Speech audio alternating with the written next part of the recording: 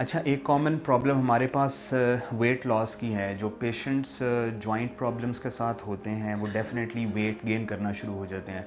आप डॉक्टर के पास जाएँ तो वो कह देता है कि भई वो वेट अपना कम करें, तो वेट कम करेंगे ही तब जब अगर मूवमेंट होएगी या अगर हम कोई एक्सरसाइज़ेज़ शुरू करेंगे।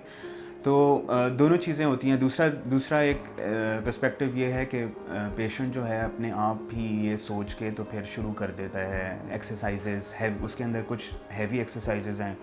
कुछ पेशेंट्स जो हैं बहुत मतलब जिम्स हैं या स्ट्रेनुअस किस्म की एक्सरसाइजेज़ हैं, जो कि मेरा ख़्याल है जॉइंट पेशेंट्स या जॉइंट प्रॉब्लम्स वाले पेशेंट्स के साथ को नहीं इस्तेमाल करनी चाहिए राइट अवे विदाउट कंसल्टेशन। उसकी वजह ये है कि जो आपका जोड़ ऑलरेडी ख़राब हो रहा है वो फॉर एग्ज़ाम्पल ट्रेडमिल है या जॉगिंग है, उसके साथ वो तेज़ी आ जाती है उसके ख़राब होने में।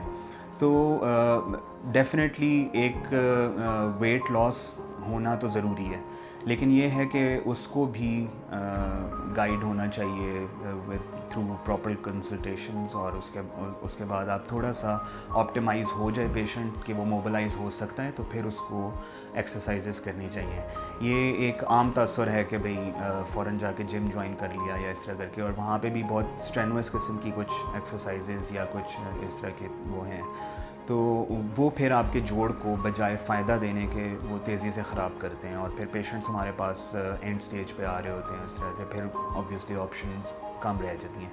तो आप इनिशियल अगर एक दफ़ा चेक करवाएं, और इनिशियली पेशेंट्स अगर आके चेक करवा लिया करें, तो उसमें ये है कि दोनों एक तो ये कि जिस तरह न्यूट्रिशनिस्ट्स का इसमें बहुत अच्छा रोल है, वो वेट लॉस की तरफ कर सकते हैं।